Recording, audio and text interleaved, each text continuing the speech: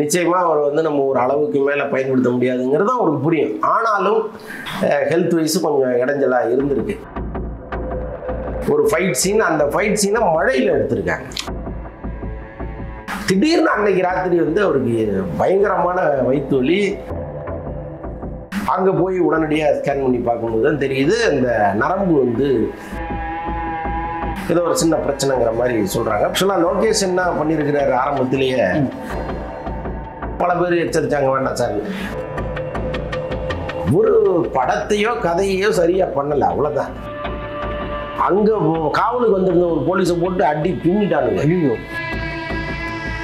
நிறைய விமர்சனங்கள் அவர் மேலே இருக்கு. சார் நீங்க சொல்றதெல்லாம் நியாயம் தான் சார், ஆனா அதை தாண்டி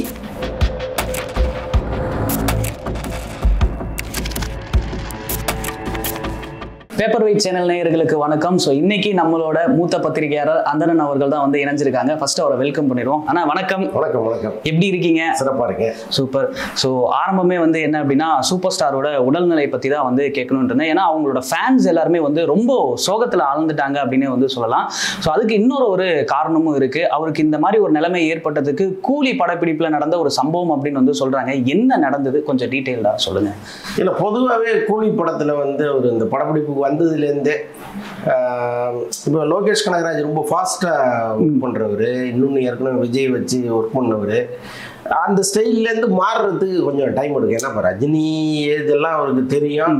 நிச்சயமாக அவர் வந்து நம்ம ஒரு அளவுக்கு மேலே பயன்படுத்த முடியாதுங்கிறது அவருக்கு புரியும். ஆனாலும் சில காட்சிகளில் ரஜினி இருந்தால் நல்லாயிருக்கும் அப்படின்னு ஃபீல் பண்ணி பண்ணுறாங்கல்ல, அது அவருக்கு வந்து ஹெல்த் வைஸ் கொஞ்சம் இடைஞ்சலாக இருந்திருக்கு. இப்போ முக்கியமாக நான் சொல்ல வர்றது என்னென்னா, ஒரு ஃபைட் சீன், அந்த ஃபைட் சீனை மழையில் எடுத்திருக்காங்க. ஓகே. அப்போ ஒரு மழையில் நனைஞ்சிட்டு நடிக்கும் பொழுது இத்தனை வயசில் ஒருத்தர் மழையில் நனைஞ்சிட்டு அந்த ஃபைட் பண்ணுங்கிற அவசியம் இல்லை. ஆனால் அந்த ஃபைட்டையே மழையில் நடத்தணும்னு அவர் நினைக்கிறாரு டைரக்டர். ஸோ இந்த மாதிரி ஒரு சின்ன சின்ன இடைஞ்சல்கள் அது ஒரு பக்கம். ஆக்சுவலாக வந்து அப்போவே அவருக்கு ஏதோ ஒரு ஹெல்த் இஷ்யூ வந்துருச்சு.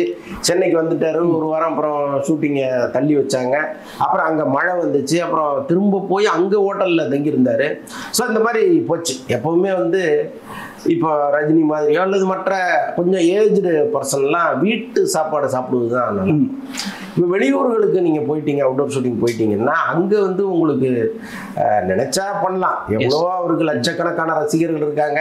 ஒரு நல்ல ரசிகர் வீட்டிலேருந்து சமைச்சு கொண்டு வாங்கன்னா அழகாக கொண்டு வந்துருவாங்க. கண்டிப்பாக. பட் என்ன இருந்தாலும் அங்கே இருக்கிற அந்த ஹோட்டல் சாப்பாடு அல்லது யூனிட் சாப்பாடு, ஸோ இதெல்லாம் தானே அவர் எடுத்துக்க வேண்டியதாக இருக்குது. ஸோ அது எல்லாமே சேர்ந்து தான் அவருக்கு இந்த பிரச்சனையை கொடுத்துருக்கோம்னு நினைக்கிறேன். அவர் சென்னை வந்து ஆக்சுவலாக அந்த டேட் வந்து ஒரு வழக்கமாக செக்கப்புக்கு போகிற டேட் தான். ஓகே. ஆக்சுவலாக நாளைக்கு நாங்கள் அப்போல்லோ வர்றோன்னு அவங்க சொல்லிட்டாங்க, முன்னாடியே அப்பாயின்மெண்ட்டும் வாங்கிட்டாங்க. திடீர்னு அன்னைக்கு ராத்திரி வந்து அவருக்கு பயங்கரமான வயிற்று வலி.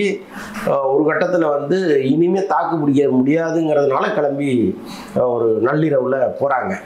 அங்கே போய் உடனடியாக ஸ்கேன் பண்ணி பார்க்கும்போது தான் தெரியுது அந்த நரம்பு வந்து பல்ஜ் ஆகிருக்கு அப்படின்ட்டு. என்னன்னா அந்த அப்டாமனில் இருக்கிற நரம்புல ஒரு பிரச்சனை. இப்போ அதுக்கு தான் ஸ்டென்ட் வச்சுருக்காங்க. வச்சு இன்னும் பிரச்சனை இல்லை அப்படின்னு சொல்லியிருக்காங்க. ஓவராலாக ஹார்ட்லேருந்து கிட்னிலேருந்து எல்லாமே செக் பண்ணியிருக்காங்க. கிட்னிலையும் ஏதோ ஒரு சின்ன பிரச்சனைங்கிற மாதிரி சொல்கிறாங்க. இப்போ இது எல்லாத்தையுமே செக் பண்ணி வந்துட்டார். இப்போ நாளைக்கு டிஸ்சார்ஜ்னு சொல்கிறாங்க. மேக்ஸிமம் ரெக்கவர் ஆகிட்டார். இதுக்கப்புறம் படப்பிடிப்பில் வந்து அவர் கலந்துக்கிறதுக்கு கொஞ்சம் நாள் ஆகுமாண்ணா?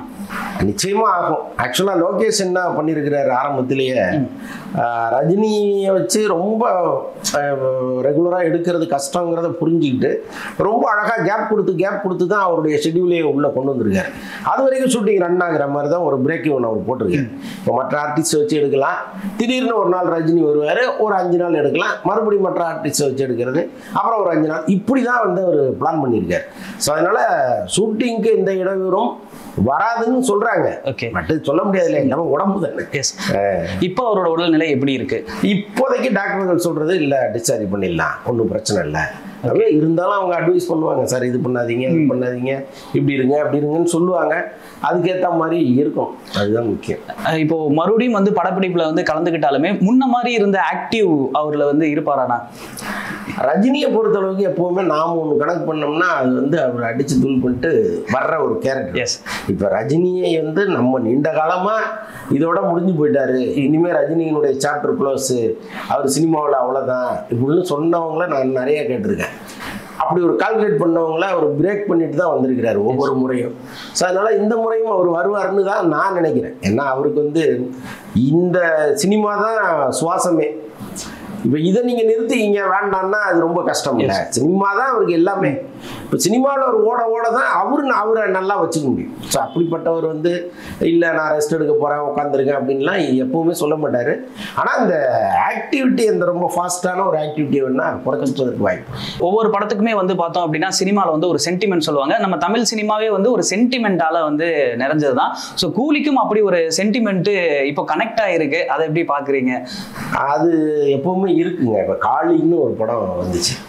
அந்த படத்தில் வந்து தீ விபத்து ஏற்பட்டு அந்த குதிரைகள் இறந்து அப்புறம் ஸ்டண்ட் கலைஞர்கள்லாம் இறந்து அதெல்லாம் நடந்துச்சு ரொம்ப பழைய காலத்தில். அதுக்கப்புறம் மீண்டும் காளிங்கிற ஒரு ஷூட்டிங் வந்து விஜய் சார் அப்போவே பல பேர் எச்சரித்தாங்க வேண்டாம் சார். கொஞ்சம் அடுத்தடுத்து பார்த்தீங்கன்னா அவருக்கு ஒரு செட்பேக்காகவே மாறிச்சுப்பாரு. ஸோ இது வந்து மூட நம்பிக்கை அப்படின்னு நம்ம எடுத்துக்கிட்டா கூட இது தேவையில்லாது இப்படிலாம் நினைக்க வேண்டிய அவசியம் இல்லைன்னு சொன்னால் கூட இந்த சினிமாவில் சில விஷயங்கள் சென்டிமெண்ட்டாக எப்போவுமே ஒர்க் அவுட் ஆகிருக்கு. அதை வந்து நம்ம மறுப்பதற்கு இல்லை. ஸோ அதனால் இந்த கூலிங்கிற டைட்டில் இனிமேல் அவங்க மாற்ற முடியாது. ஏன்னா இப்போ அது மாற்றினா அது ஒரு பெரிய இஷ்யூவாக மாறும். ஸோ அதனால் மாற்ற முடியாது. பட் வைக்கும்போது நிறைய பேர் சொல்லியிருப்பாங்க சார் வேண்டாம் இப்போ தீங்கிற டைட்டிலு இந்த மாதிரி விஷயங்கள்லாம் இருக்குது வேண்டான்னு சொல்லியிருப்பாங்க. தெரியல. இன்னொரு ஒரு சென்டிமெண்ட்டும் இருக்குன்னா அது வந்து இப்போ சோசியல் மீடியாவில் வந்து ஸ்ப்ரெட் ஆகிட்டு இருக்கு. என்ன அப்படின்னா வந்து சூப்பர் ஸ்டார் ஒரு படத்தில் கமிட் ஆகி அந்த படத்தில் அவருக்கு வந்து ஏதோ ஒரு விஷயம் நடக்குது அப்படின்னா அந்த படம் வந்து அதுக்கப்புறம் மக்கள்கிட்ட வரும்போது சரியா ரிசீவ் ஆகாது. உதாரணத்துக்கு என்னென்ன சொல்றாங்க அப்படின்னா கோச்சடையான் அந்த ராணா பண்ணும்போது அந்த ஒரு சம்பவம் நடந்தது. அப்புறம் 2.0 ஸோ எந்திரன் படமும் அதே மாதிரி தான் அவருக்கு ஒரு இஷ்யூ ஏற்பட்டுச்சு. அதுக்கப்புறம் வந்து நடிச்சாரு, படமும் சரியா போகல. ஸோ கூலியும் அந்த லிஸ்ட்ல வந்துருமோ அப்படின்னு வந்து ஆடியன்ஸ் அதை அப்படி பார்க்குறாங்க. அப்படிலாம் எந்த படத்தையும் பார்க்க வேண்டியது இல்லைங்க. இப்போ ரஜினி படங்கள் நிறைய தோல்வி படங்களாகவும் மாறி இருக்கு. அதுக்கு பின்னாடி ஏதாவது ஆக்சிடென்ட் இருக்கா? அதெல்லாம் கிடையாது. அது வந்து கதை சரியில்லை, எடுத்தது சரியில்லைன்னா அதுக்கு என்ன பண்ண முடியும்? இப்போ பாபான்னு ஒரு படம் வந்துச்சு. ரஜினி கரியர்லேயே ரொம்ப மோசமான படம் இதுதான். படுபயங்கரமான எதிர்பார்ப்பு இருந்துச்சு, பெரிய விலைக்கு அதை விற்றாங்க, அதெல்லாம் ஓகே. ஆஃப்டர் ரிலீஸ் வந்து டமால் ஆகி போச்சு அந்த படம். அதுக்கு காரணம் வந்து அவர் ஏதாவது அதில் ஆக்சிடென்ட் அதெல்லாம் ஒன்றுமே கிடையாது. ஒரு படத்தையோ கதையோ சரியாக பண்ணலை, அவ்வளோதான். ஸோ அப்படி தான் அதை எடுத்துக்கணுமே தவிர இது இந்த சென்டிமெண்ட்லாம் இதில் வந்து பொருத்த வேண்டிய அவசியம் கிடையாது. ஓகே. அதுக்கப்புறம் இன்னொரு ஒரு விஷயம் வந்து பேசப்படுது. அவருக்கு வந்து உடல்நிலை சரியில்லாத காரணமாக அவருக்கு மனசில் இருக்கக்கூடிய சில வேதனைகளும் அப்படின்னு வந்து சொல்கிறாங்க. நான் எதை உதாரணப்படுத்துறேன்னு உங்களுக்கு கண்டிப்பாக தெரியும். ஸோ அதுவும் கூட ஒரு காரணமாக இருக்கலாமா? இல்லைங்க, அப்படி இல்லாத எல்லார் குடும்பத்திலையும் இருக்கிற விஷயம்தான். சில குடும்பத்தில் ஜாஸ்தி இருக்கும், சில குடும்பத்தில் கம்மியாக இருக்கும். எல்லாத்தையும் கடந்து வந்தவர் தான் அவர். நீங்கள் அவரை பார்த்தீங்கன்னா அவர் மென்டலி ரொம்ப ஸ்ட்ராங்கு. உடம்புல அவர் எவ்வளோ ஸ்ட்ராங்குன்னு தெரியாது, அதோட மென்டலாக அவர் ரொம்ப ஸ்ட்ராங்கு. இன்னொன்று அவர் பேசிக்கலாக வளர்ந்த விதமே வந்து ரக்கடாக வளர்ந்தவர். அதனால அவருக்கு இதெல்லாம் ஒரு பெரிய விஷயமே கிடையாது. என்னதான் குடும்ப சென்டிமெண்ட்டுகள் ஒரு பக்கம் இருந்தால் கூட ஒரு கட்டம் வரைக்கும் தான். அதுக்கப்புறம் வந்து அதெல்லாம் அவர் மண்டையில் ஏற்றிக்கவே மாட்டார். அதுக்கு அதை விட தாண்டி அவர் யோகா தியானம்னு ரெகுலராக பண்ணிட்டு இருக்கிற ஒரு மனுஷன். ஸோ அப்போ அது வந்து அவரை காப்பாற்றும். இப்போ நீங்கள் வந்து ஐயோ அப்படி ஆயிடுச்சே அப்படின்னு நினைக்கும் பொழுது அது வந்து உங்களை வந்து வேற மாதிரி ஒரு புத்துணர்ச்சியை கொடுத்துரும். ஸோ அதெல்லாம் அவர் ரெகுலராக பண்ணுறாரு. அது ஒரு பெரிய விஷயம் இல்லை அவருக்கு. இந்த படம் ரிலீஸ் ஆனதுக்கப்புறம் அடுத்த படம் கூலி ஷூட்டிங் இருக்கு. ஸோ வேட்டையனுக்கு அப்புறம் கூலிக்கு அப்புறம் வந்து ஜெயிலர் 1, 2 வரைக்குமே வந்து அந்த சீரியஸ் அனௌன்ஸ் பண்ணியிருக்காங்க.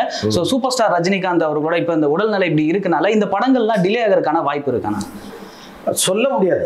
ஏன்னா பழைய வேகத்தில் அவர் போக முடியாதுங்கிறது எல்லாரும் தெரிஞ்சது தான். அப்போ இன்னும் கொஞ்சம் ஸ்லோவாக போகணும் அப்படிங்கிறது ஆட்டோமேட்டிக்காக அப்படி ஒரு முடிவுக்கு வருவாங்க. ஸோ அதனால் வந்து இவ்வளோ வேகமாக அந்த படங்கள் முடிவடைகிறதுல கொஞ்சம் கஷ்டம்தான். ஓகே. ரசிகர்கள், அவரை பற்றின ரசிகர்கள் வந்து நம்ம சொல்லலாம். ஏன்னா எப்போதுமே சூப்பர் ஸ்டார் மேலே ஒரு தனி பாசம் வச்சிருக்காங்க. ஸோ இந்த ஒரு விஷயம் கேள்விப்பட்டோன்னே அவங்க ரசிகர்கள் உண்மையாலுமே வந்து ஒரு வேதனைக்குள்ளே ஆயிட்டாங்க அப்படின்னே வந்து சொல்லலாம். ஸோ இன்னும் அளவு கடந்த பாசம் அவர் மேலே வச்சிருக்கிறது நீங்கள் எப்படி பார்க்குறீங்க? இல்லை, அது இங்கே தமிழ்நாட்டு மண்ணினுடைய மகிமை அது. ஏன்னா எம்ஜிஆர் மேலே ஒரு பாசம் வச்சா அப்படியே வந்து உயிரை கொடுக்குற அளவுக்கு பாசம் வச்ச பூமி இது. ரஜினியெல்லாம் இப்போ நீங்கள் இப்போ பார்க்குறீங்க உங்கள் ஏஜுக்கு, நான் காலேஜ் படிக்கிற காலத்துலலாம் நான் ரஜினியை பார்த்துருக்கேன்ல, அப்போ இந்த ரசிகர்களையும் பார்த்துருக்கேன்ல, அப்போ அவங்க எவ்வளோ ஃபோர்ஸாக இருந்தாங்கங்கிறதெல்லாம் இன்னைக்கு சொன்னோம்னா வியப்பாக இருக்கும் பல பேருக்கு. நான் ஒரு படம் பார்க்க போனேன், ரஜினி படம், அப்போ தான் ரிலீஸ் அந்த படம் பேர் எனக்கு மறந்து போச்சு. அந்த படத்தில் வந்து ஒரு போலீஸு ரஜினி அடிப்பார்.